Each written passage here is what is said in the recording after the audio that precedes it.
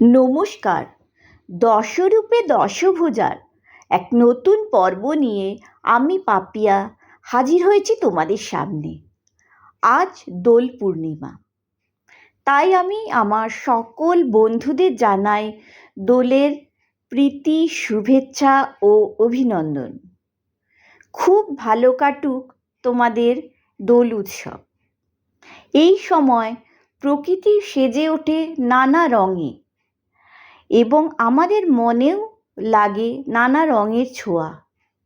ভগবানের কাছে প্রার্থনা করি আমাদের জীবনে যেন ভালোবাসা, ভালো লাগা ও বিশ্বাসের রঙে রঙিন হয়ে ওঠে। আজ এই দোল উৎসব নিয়ে, এই বসন্ত উৎসবকে নিয়ে আমি একটা আবৃত্তি তোমাদের শোনাতে চাই।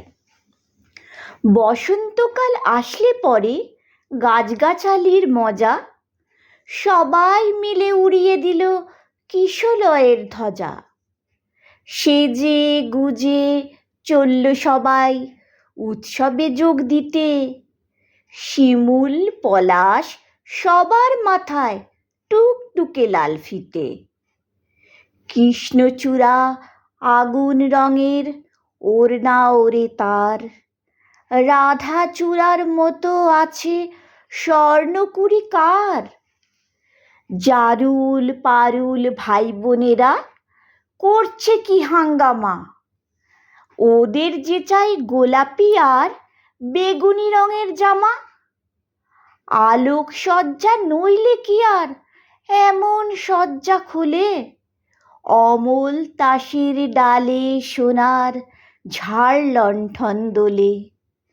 মুখ লুকিয়ে শুকিয়েছিল মাদার গাছের ডাল, দক্ষিণ হাওয়ার খবর পেয়ে সাজলো লালে লাল। ভিনদেশি এক অতীত এলো শাকিন মাদুরায়, নামখানি তার ছায়া তরু, রূপের সীমা নাই। রুদ্র পলাশ নামটি বড্ড কঠিন এবং ভারী, কমলা রঙের পাগড়ি তাহার কেমন মনোহারী। এমনি তর নানান সাজে সেজে সকল গাছ, সবাই মিলে করল শুরু মহোৎসবের নাচ।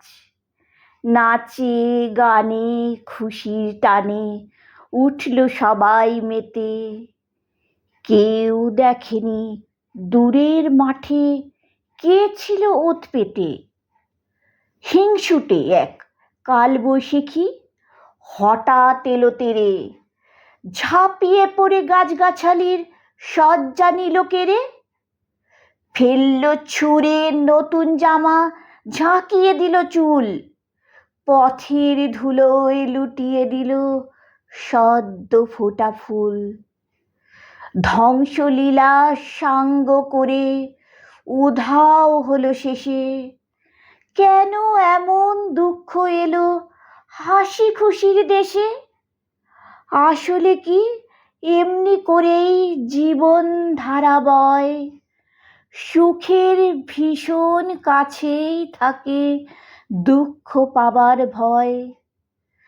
ফুল ফোটানোর মাসে আসে কালবৈশাখীর হানা, বিপদ কোথায় লুকিয়ে থাকে যায় না তাকে জানা। তাই বলে কি শিমুল পলাশ ফুটবে না আর কাল, রাত পোহালেই উঠবে ভোরে কৃষ্ণচূড়ার ডাল। হিংসুটে ঝড় আজকে যাদের হাত পা দিল ভেঙে, কালকে তারাই নতুন রঙে উঠবে আবার রেঙে। না হয় আবার ঝড়ের হাতে দুঃখ পেতে হবে, ফুল ফুটিয়ে যাবেই তারা বসন্ত উৎসবে।